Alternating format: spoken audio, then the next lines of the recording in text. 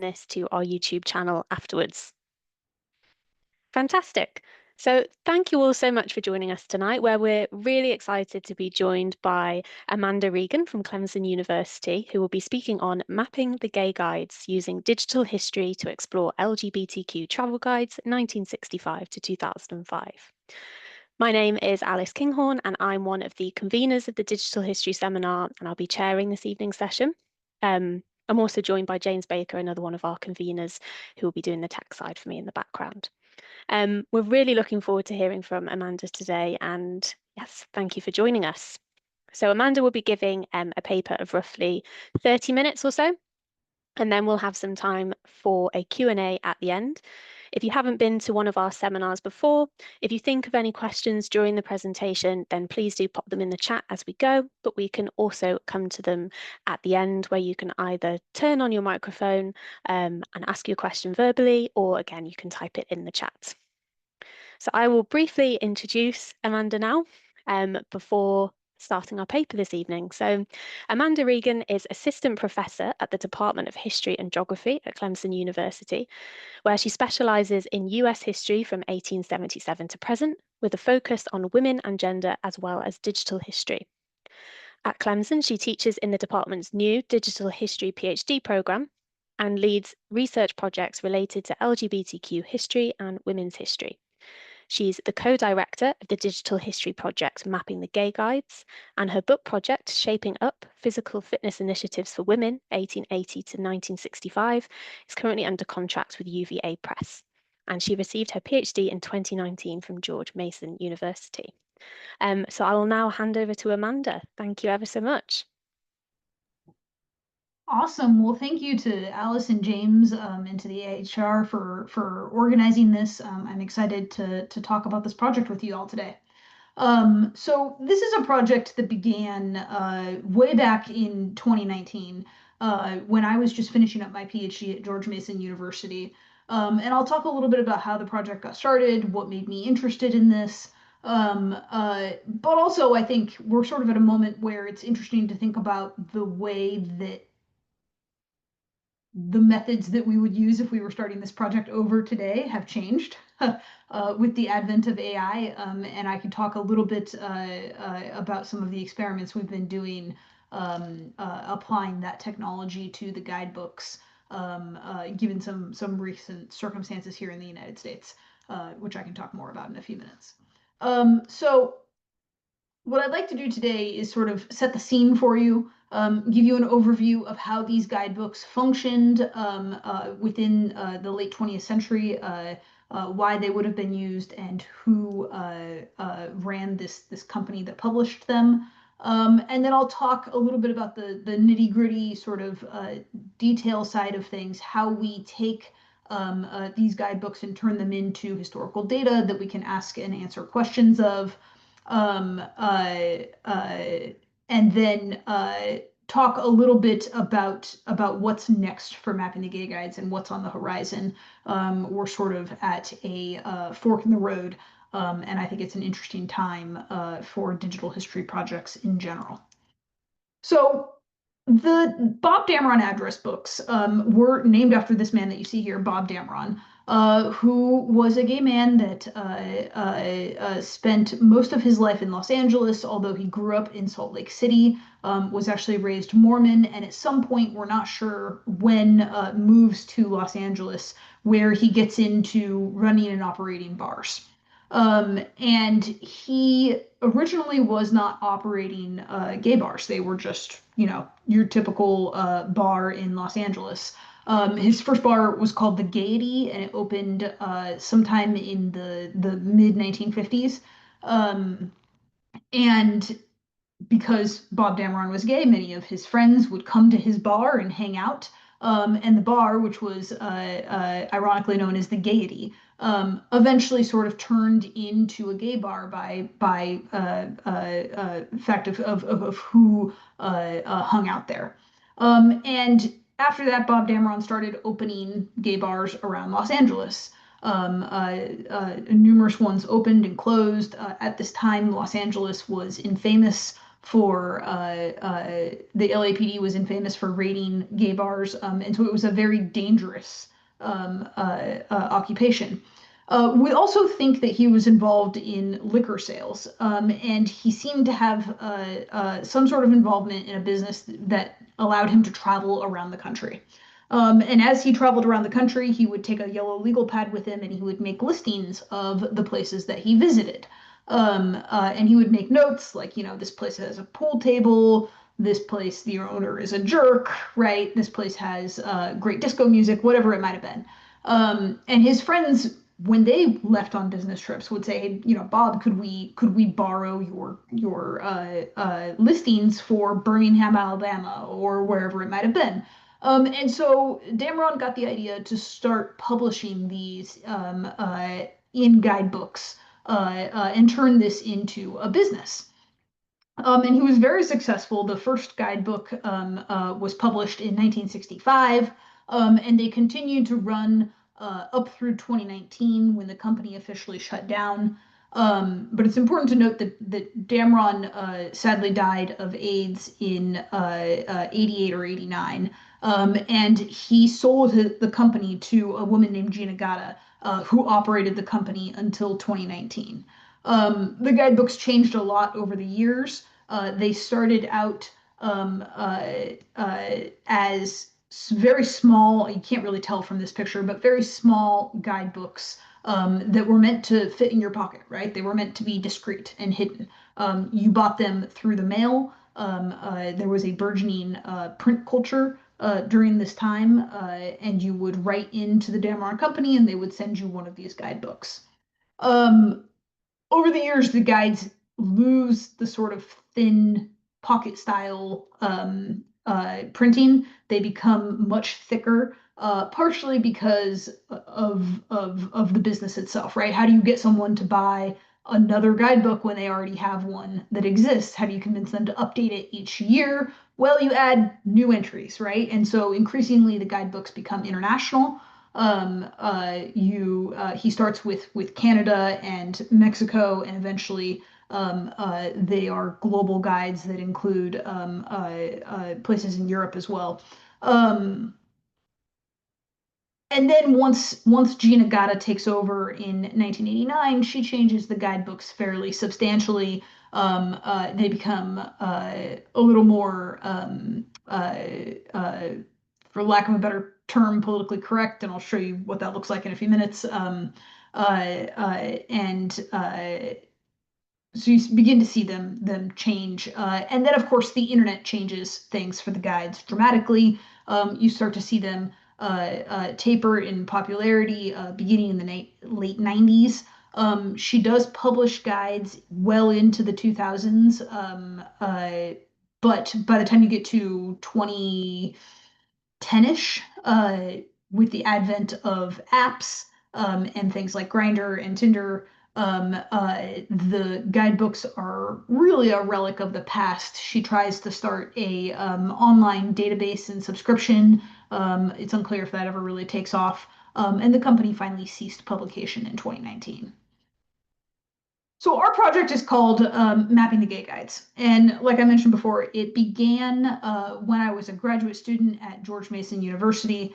I was in my final year of the dissertation, trying to finish it, looking for really anything else to do as procrastination goes. And I was teaching a class called the Digital Past, where we were using the African American Green Books, which you might be familiar with, that mapped out safe locations for African Americans traveling through the Jim Crow South. And we were taking these guidebooks and turning them into historical data. The students were geocoding them to find latitude and longitude coordinates, and then mapping them to try to understand the racial segregation in American cities. And when I got back to my office that day, my collaborator, Eric Gonzaba, who is a professor of American Studies at Cal State Fullerton, he said, "Oh, that's such a cool assignment. I have these LGBTQ travel guides." And he pulled one out of his backpack because his dissertation was on gay nightlife in Philadelphia and Washington, D.C. in the 1980s.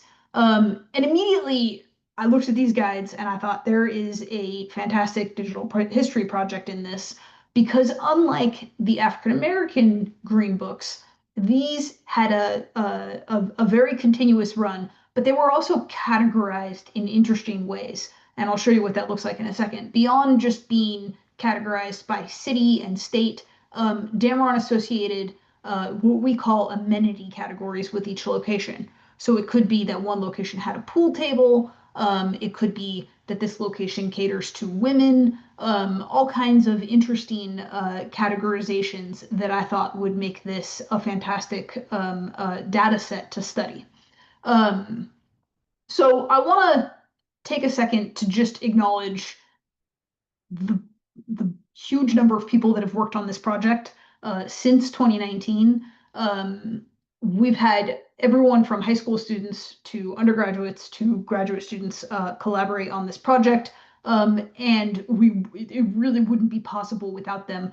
We have transcribed close to 200,000 entries out of these guidebooks. And we wouldn't have been able to do it without the significant effort of our graduate student collaborators. So this is a seminar on digital history. I probably don't need to define digital history, but normally when I talk about this project, I take a second to define how exactly I'm referencing digital history, right? It's not the study of computers and technology, but it's about taking historical documents like the Damron Guides, turning them into data that can be read by a computer, and then visualizing that data to better understand themes, trends, and discourses over time. And I think that sort of gets to the way that I understand digital history, which is, thinking about the ways in which it allows us to ask and answer questions of the data. When we started this project, the Damron Guides, there was no library, or I'm sorry, there was only one library in the United States that had an entire run of these.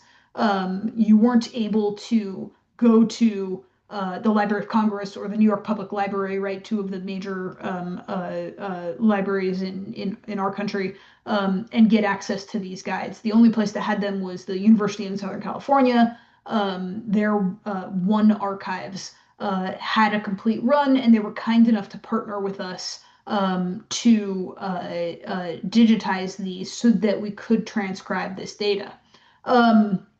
We're really committed to open source and open access data.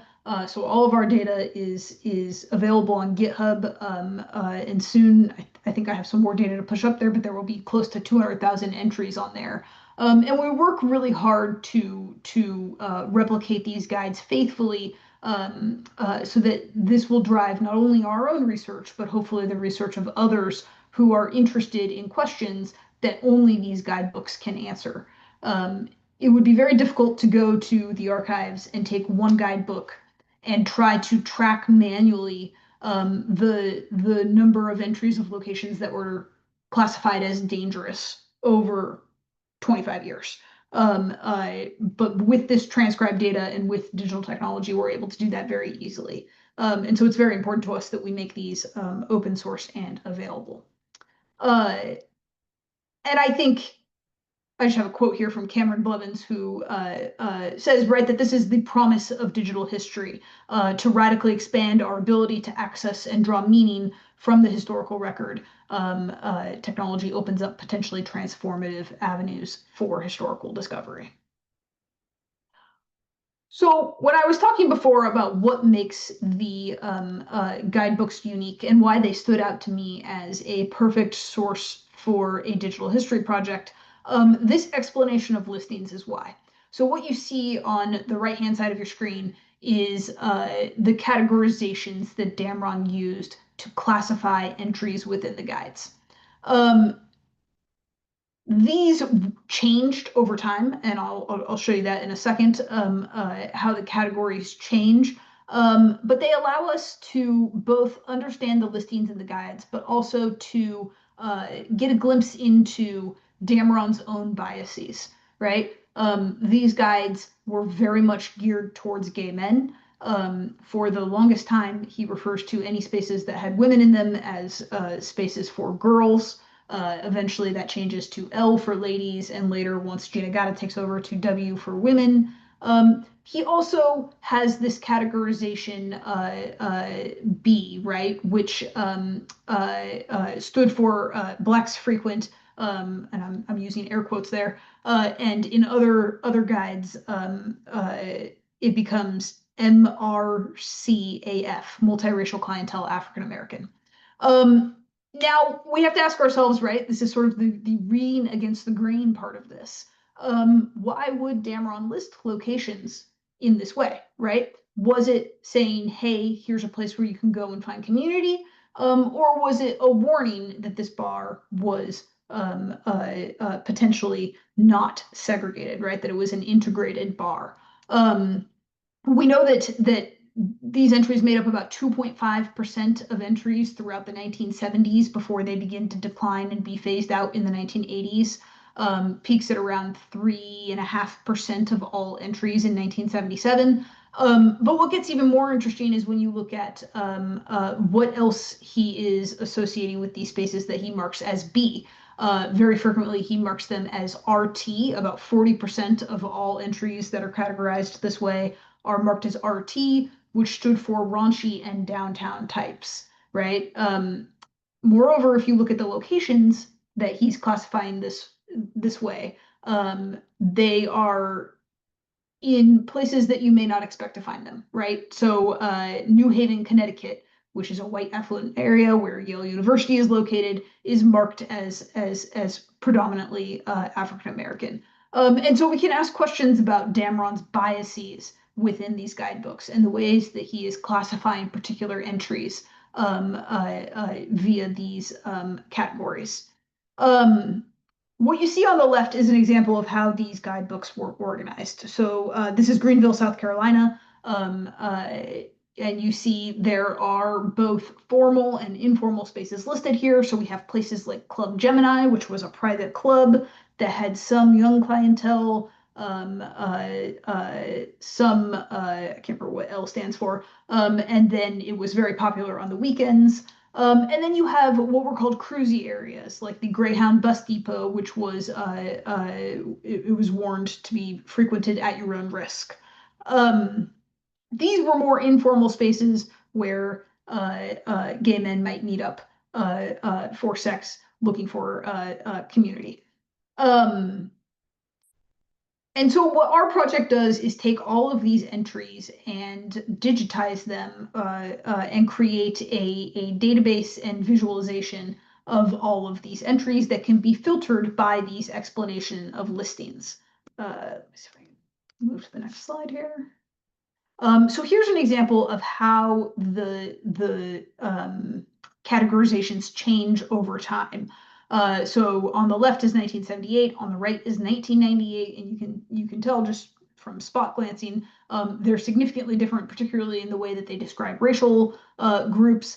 But also you see historical developments reflected, right? Whether that be the rise of modern rock music, right? Alternative rock in the 1990s, or it may not be shown on this image, but there's another category that's cut off that is essentially wheelchair accessible. And that shows up because in 1990, Congress passed the Americans with Disabilities Act, which requires places to have wheelchair access. And so you begin to see a little bit more nuance. So this is what our website looks like, and if you scan that QR code, it will take you there. We've got a number of things that we feature on the website, including some vignettes that go into LGBTQ history. But the main draw, I think, for most people of our website is our app that allows you to explore this data through a visualization. So I'm actually going to show you a new version of, actually, that's not the new version. I lied. I'm going to show you the old version. This is what it looks like. And what you can do is move through each year using the time slider, or you can filter down based on establishment feature. Down below, you have a table that shows you the original text of each of these entries. And so you've got the title, the description, the street address, and all of the information that would have shown up in the guides. And this allows you to very quickly, right, understand change over time, that we go from roughly 700 entries in 1965 to well over 5,000 entries in every guide by 2003. And the map, right, makes a very simple argument that even in 1965, well before Stonewall, LGBTQ life existed in every part of the United States. But we're also able to use this to look at change over time in another way by just simply graphing the number of entries. And there's a couple of things about this graph that I think are interesting that we are excited to dive in more to in the coming years now that we have the complete data digitized. One is this odd dip and then spike and then dip again. And we're not sure why this happens, but we have some guesses. So 1989 is the height of the AIDS pandemic in the United States. You have the National Commission on AIDS meeting in the US for the first time, and 23,500 people die of AIDS, which is a new high for the United States in 1989. It's also the year that Bob Damron sadly dies of AIDS as well, and Gina Gata takes over the Damron Corporation after he becomes ill in 1987. And then between 19, so that's one. This uh, sort of start to a new spike in 1995 is when the AIDS cocktail was introduced. We don't know that there's any causation here, but we're excited to dive into the data and look more closely. And then we've got this other interesting sort of dip and then spike up again. Now this could simply be that Gina was, cleaning out the guides and removing locations that had closed. It could be a transcription error. But it also could be the impact of the internet. And so we're excited to sort of dive into these a little bit more. So within our data, this is sort of what the data process looks like. And this is where it's sort of interesting to talk about what we might have done differently had we were starting this project today. At the time, we didn't feel confident that OCR was going to be able to turn this into reliable data. And so we opted for transcription. And that's where that army of graduate students that I showed you the slide of before came in. Each of the states in the guide is organized by state and then city. And we take that and faithfully try to transcribe that into this is Airtable, but it's essentially a spreadsheet. And so the title goes in the title column, and then we have, you can see the difference between Midtown and Rubes in the way the address is formatted. One of the challenges we have is that for a large portion of the guide, it was very common to have sort of vague or unclear, what we call unclear addresses printed in the guidebook.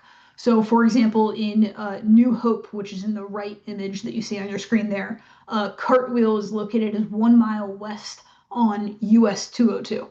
Well, 1 mile west of what, right? That's not a location that is easy for me to go in and associate a geographical coordinate with. And it's certainly not something that you could put into Google Maps and get a location for.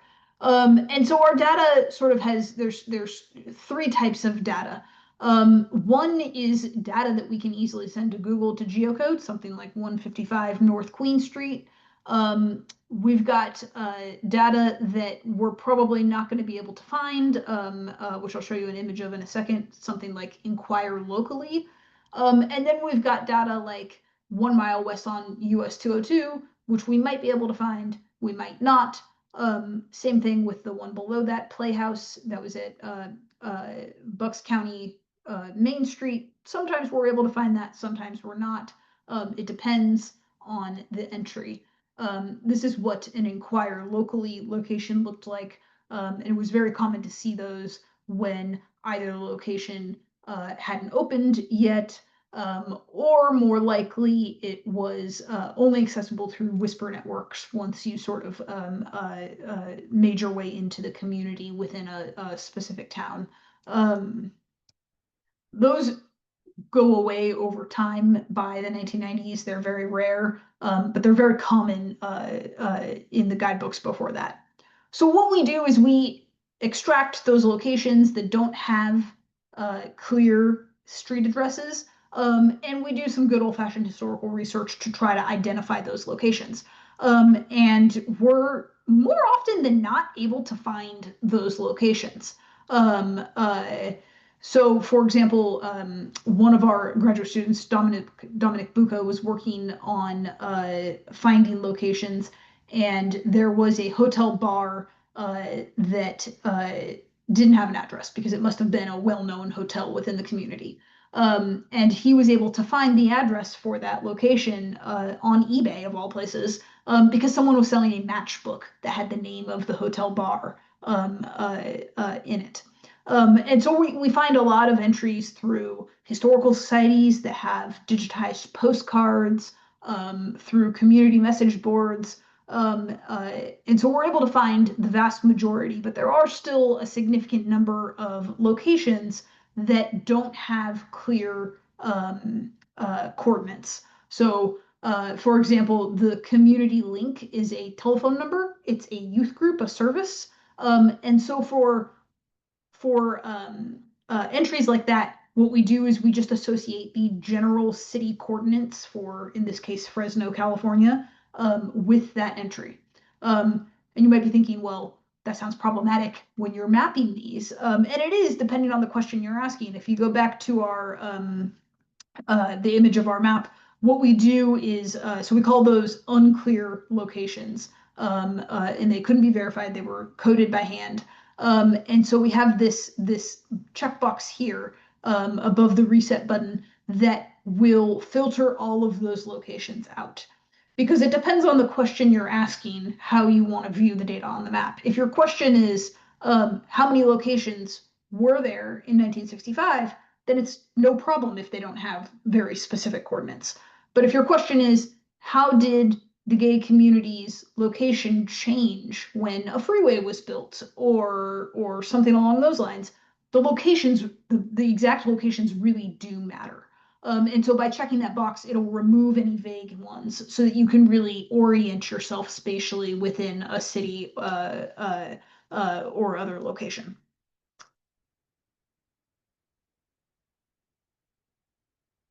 So, what's next for mapping the gay guides? Were a number of things that have happened. I sort of alluded to AI being one of them. But more importantly than that, our NEH grant was canceled recently. Now, the good news is that a lot of this work had already been completed. We were pretty much done. But we do still have two guidebooks, which we were supposed to digitize that have not been digitized yet. And because our grant was canceled, there is no labor to complete that.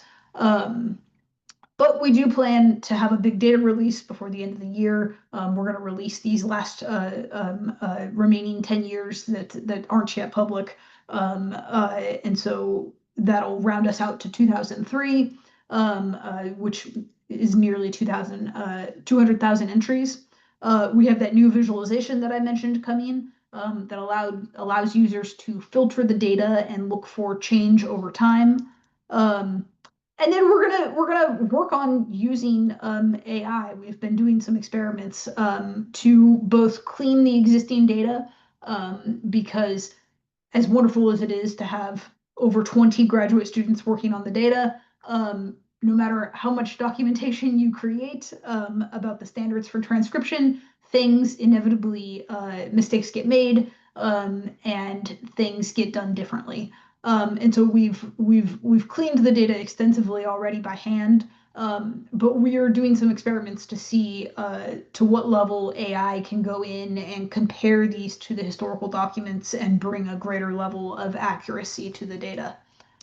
We're also going to use it to transcribe 2004 and 5. If that goes well, we have, guidebooks up through the 2010s that we could potentially also digitize with minimal effort, thanks to AI.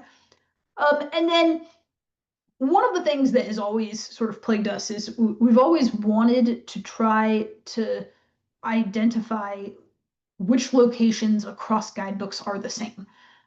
So, for example, if Joe's Bar shows up in 1980 and 1981 and 1982, but then goes away, how can we say this is one entity?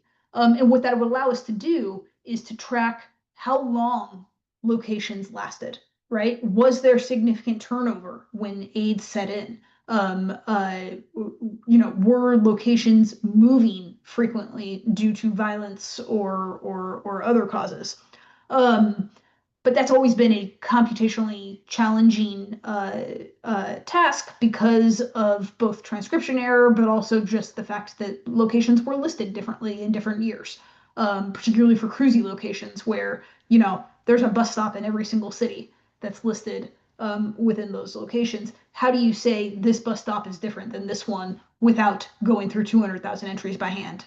And so we're experimenting with using AI to go through and do that for us. And early results are promising and exciting. And so we may have updates to come on that front. Um, and then we're also working on sort of a spin-off project, sort of an additional layer of data. I'm working with Cameron Blevins, Annalise Hines, and my co-collaborator Eric to digitize and transcribe the women's guides. Because these guides books were, even though women are mentioned within them, it's where Damron thinks the women are. It's maybe not where the women actually were. And so there was a guidebook called Gaia's Guide, which, believe it or not, was actually harder to locate than the Damron Guides, which is saying something. But we've been able to find select editions of that, and we are transcribing that in order to compare the differences in these geographies. And what we found so far is that there are overlaps, but also divergences, particularly within regions. So the Pacific Northwest is much more heavily featured in the Gaia's guides than in the Damron guides, where sort of the Gulf Coast is much more heavily represented than in the Gaia's guides. And so we're working on that and hope to have future data sets available on the website with that as well. And then I just want to wrap up with a shameless plug. I am the interim associate director of the PhD in digital history here at Clemson. We've got a really unique program that I think is really exciting. It's the first of its kind in the United States. I know in Europe you guys have the fantastic Luxembourg program. Our program, whereas most PhD programs, you have sort of a field in US history, maybe, and then a field in something like women and gender or environmental. Here you have both of those, but you also have an entire field in digital history. So rather than just being a one-off class, you take a series of coding classes. You take what I teach is Digital Methods 1 and 2, which are introductions to digital history methods. You take a digital historiography class that dives into the theory behind all of these methods, and then 2 topics in digital history courses, which rotate. Most recently, we just had one on GIS and spatial history. So really exciting program that I'm really lucky to be a part of. And if you have students, we'd be grateful if you tell them about it. And if you have any questions, you can reach out to me by email about that. So thanks very much, and I look forward to some Q&A.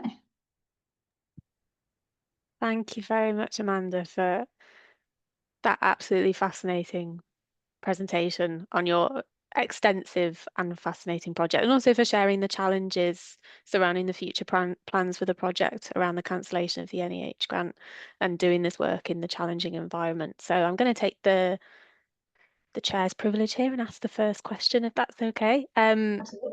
So I have a couple, but you mentioned about the difficulty in tracking the same location in different years, particularly when it's not clear if they're in the same location. But I wondered if there are any examples where it definitely is the same place, and if you see the way that they're classified change over time. That's a great question. We see, I can't think of any examples off the top of my head of places that have been where the classification has changed. I know they exist. I can't think of an example off the top of my head. Um, uh, we see it, I think, primarily, like I know it happens within women's spaces, um, uh, because we think what Damron describes as a women's place just didn't necessarily mean that it was a lesbian bar. We think he just meant like, oh, there are some women here. It's been interesting to try to compare what he printed versus what Gaia's Guide printed, um, which also just speaks to the difference in the two publications' sort of worldview. You know, Damron's guides are very focused on bars, and for gay men, that was a political space, right? For women, it's much more closely associated with second wave feminism, and so you see a lot more bookstores, a lot more restaurants and cafes, um, uh, and so when we do see change, sometimes it's related to um, that. Sometimes you see a lot of like new ownership, and they decide like, um, we're not going to be a Western bar anymore. We're going to be a something else, a sports bar. But it'll be interesting to dig into that on a computational level, because I don't have a great sense of how often that happens. Hmm. And thank you. And I think that comes with the sheer number of locations there are. That's what made me think of it. It made me think this is sort of not a quality control, but who was checking on how these were being classified and if they were changing over time. And was that the general consensus, as you say, or is this two individuals' worldviews here? Um, Yeah, I think it's that. I think also they do solicit information from the community. mhm. Um, Okay. uh, and so, because these books were actually sold within bars, Hmm. so you wanted to be listed in the bar, or I'm sorry, in the guidebook. You wanted your bar to be listed in the guidebook. And so we know that in some of the guidebooks, there's like a form in the back that you could send in, and you could tell them how you wanted to be classified. And so unfortunately, like we don't have papers from Damron or documents as to how he went about this. Hmm. But I think there's an element of it that's absolutely Damron's worldview. There's also an element of it that could be user generated. Hmm. Um, uh, so yeah. Thank you. And yeah, and as James says, if you do have a question, please do put up your hand or pop it in the chat. But whilst those are coming in, I will come in with a second question, which is I'm intrigued to know about the process of working with, you say 20 graduate students? Um, I don't know the exact number, but it's yeah, it's but upwards of around that. that Yeah. number, and just how that process went for you. What did it look like? What did their kind of training look like? And I suppose what has been their part in this huge digital history project? Yeah, so it depended on where and when you worked on the project. If you were at Cal State Fullerton, you worked with my collaborator, Dr. Gonzaga, and those GRAs were primarily responsible for transcription for us. And so we would have, I think, weekly or biweekly check-ins where we went through issues that arose because inevitably there would be some new quirk in the data that they wouldn't be sure how to represent. And so we would have like sort of biweekly check-ins, and they were all we try overwhelmingly to pay our graduate students, and so they were paid and compensated for their labor, and transcribed entries for us.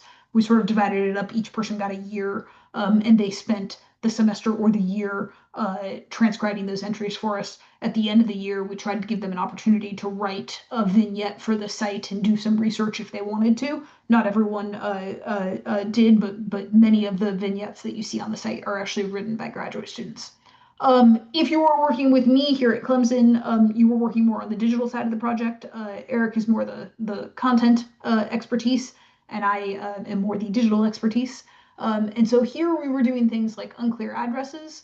Um, and so the students, typically master's and or PhD students, were were digging into the data and trying to locate these spaces.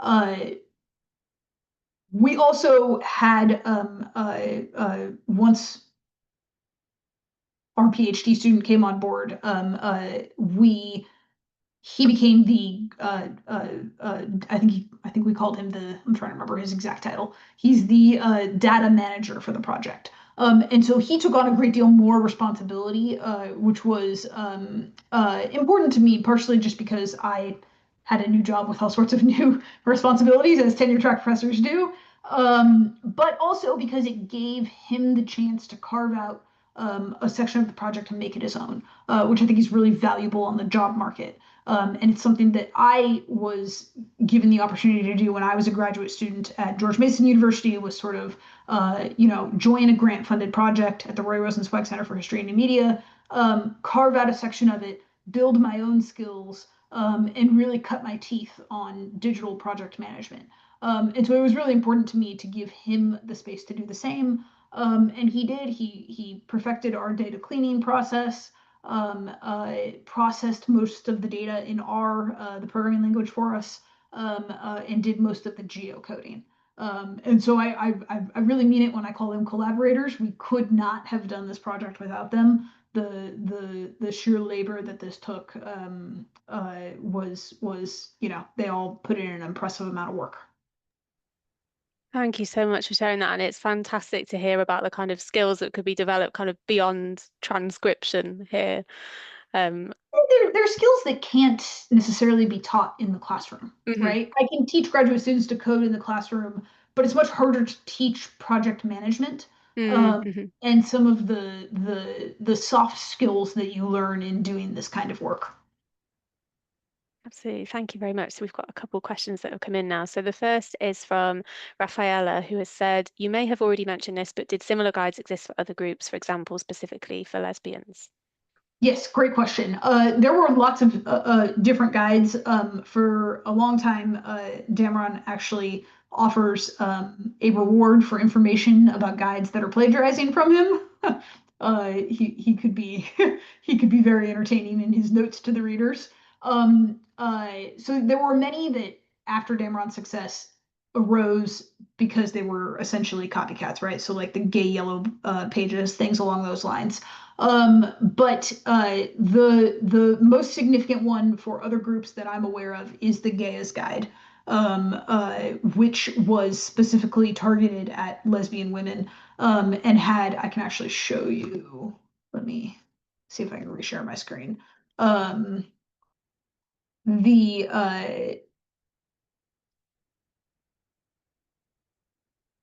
they're very interesting because they classify data slightly differently.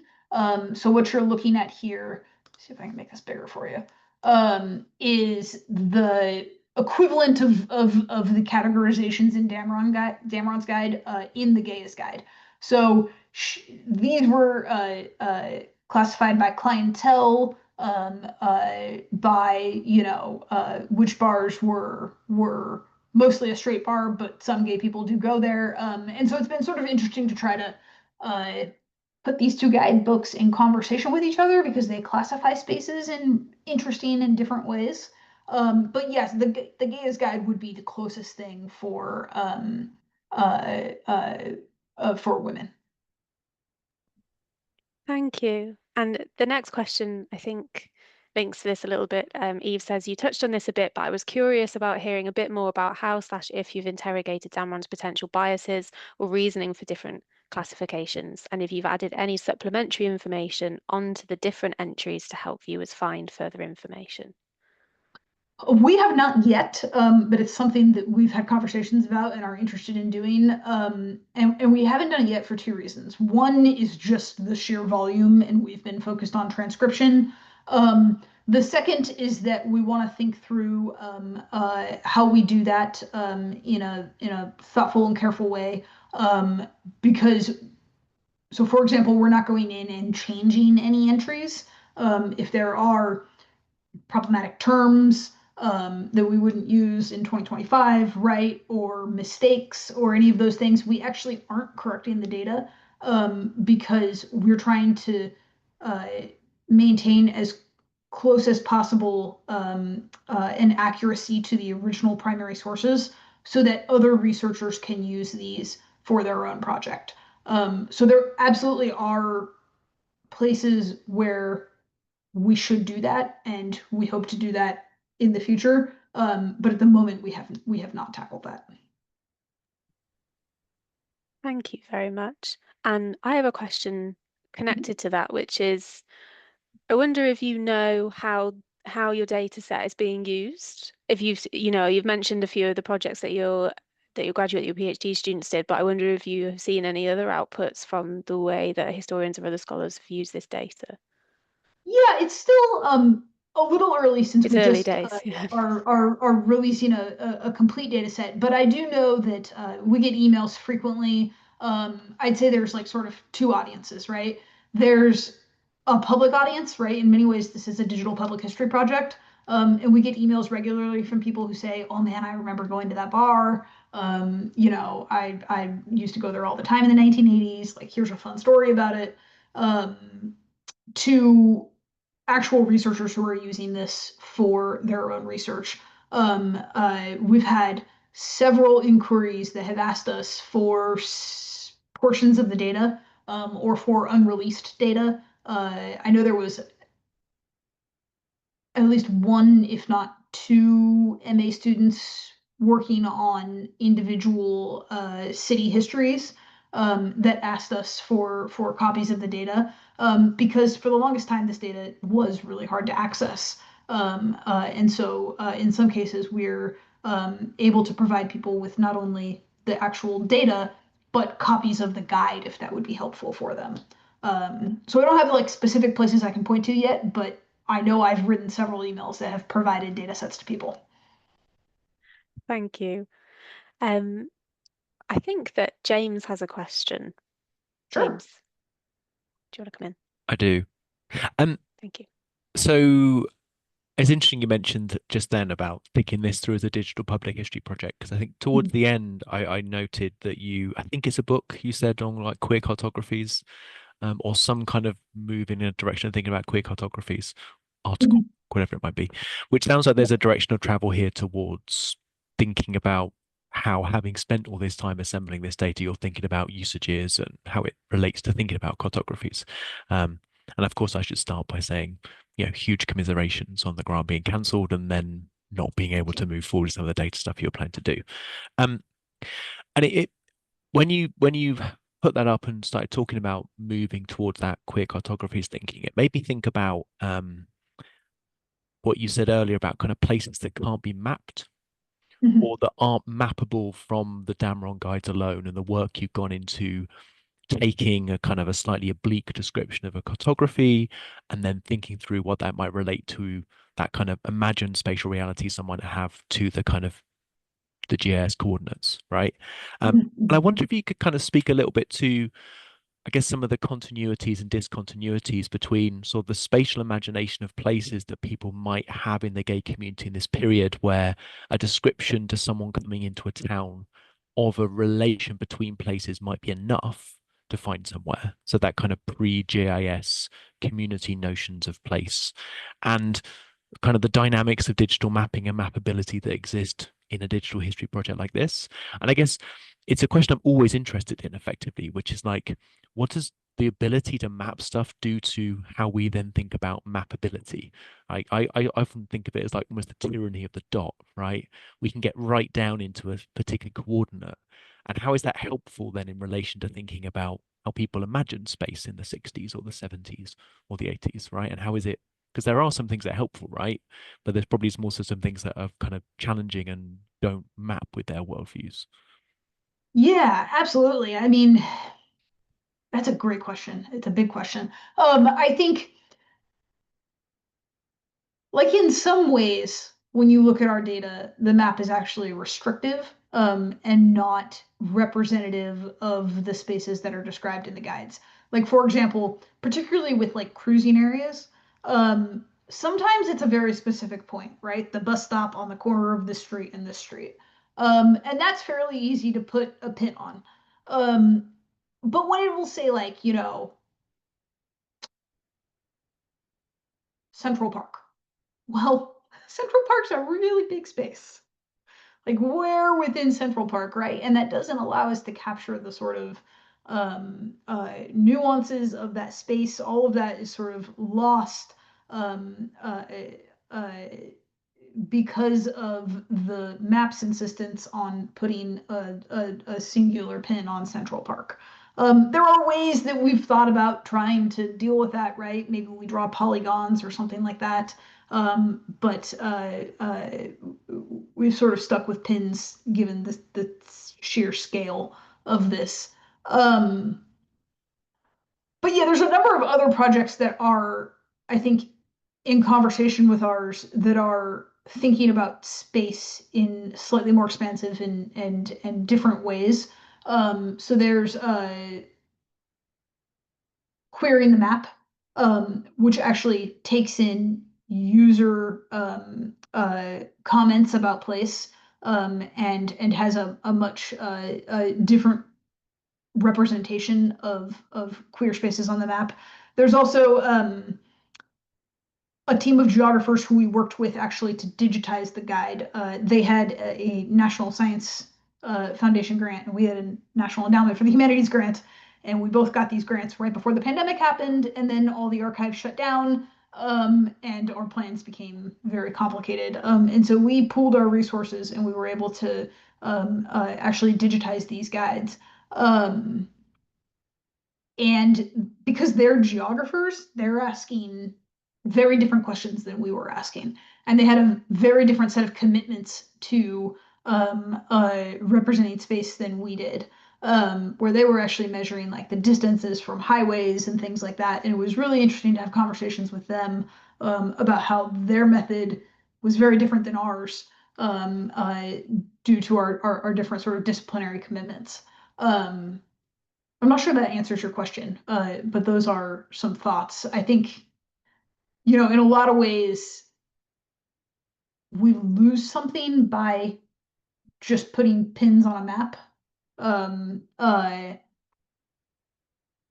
it would be great to one day in the future be able to like have users submit pictures or postcards or whatever it may be from these locations to sort of recontextualize and bring back sort of the community element to these spaces that gets sort of disambiguated by mapping them. Thank you, and I agree it was a big question. But I guess That was not a criticism. It's a great question. but I think there's also obviously going to be some great stuff here, right? And I'm guessing there are moments where you've found sort of unexpected clusters of things. You mentioned, you know, the geographers caring about highways, and you mentioned bus stops. I imagine there have been these moments where sort of just by virtue of going through the data and actually assembling it in this cartographic way, you do end up with some points that can be starting points for analysis, right? Like this isn't all about, oh, the map is a problem. There's clearly going to be some benefits here, right, as well. Well, and sometimes it's about what doesn't show up is actually more interesting than what does. So like for example, I work at Clemson University, and Clemson never shows up on the map, which I think is interesting. Greenville, which is about an hour away, does. Where the University of South Carolina, which is the other major university in South Carolina, is in Columbia. That's also the state capital. They show up very prominently. And so we know that gay culture existed at Clemson, but it never shows up in the guides ever, all the way through to 2019, which I think tells you more than maybe if there were locations. Thank you. And I think that the gaps that you've mentioned, both in terms of kind of what the mapping takes away, it also opens up future avenues. I mean, that sounds fantastic to have almost like a community sense that would be coming through on the map, community engagement in that way. Sounds fantastic. And that was something that I was going to ask, that one of my next questions was, which is, I suppose, how do you get a sense from this data set, maybe how people were using the guides? I mean, there are hints. I think one of the things we sometimes see when we get scanned copies of these is that people have flipped to the back and made their own listings. And so on the one hand, we get a sense that these are incomplete, right? These are a snapshot in time of a community. But we also see them actually edit entries within the pages, right? So they'll cross something out and say, you know, this bar sucks, price is too high, or whatever it was.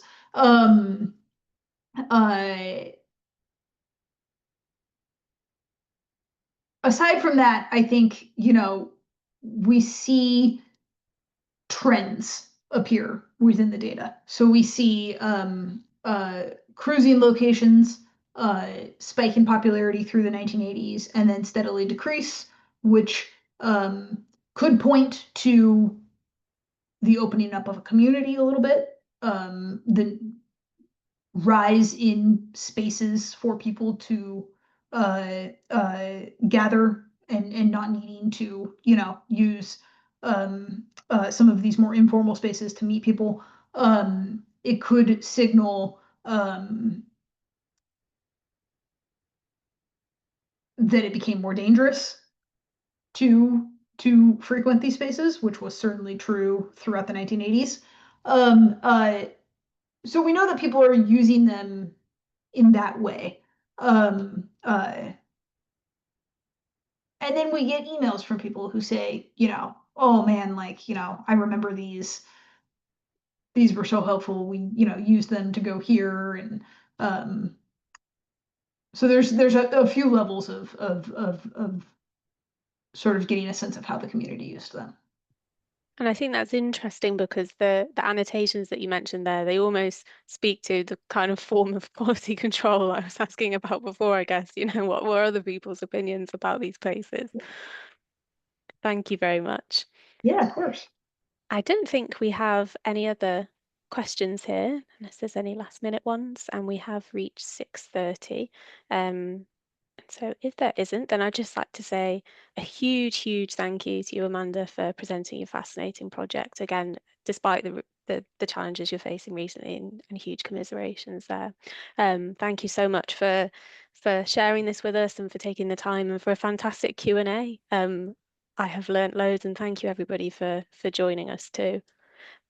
Absolutely. Thank you so much for having me. This was wonderful. Thank you very much.